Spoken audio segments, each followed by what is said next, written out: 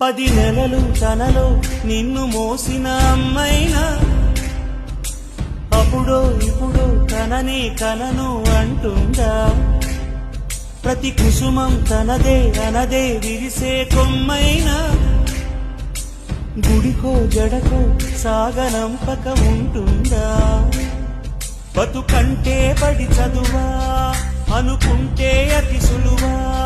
పొరపడినా పడినా జాలి పడదే కాలం మనలాగా.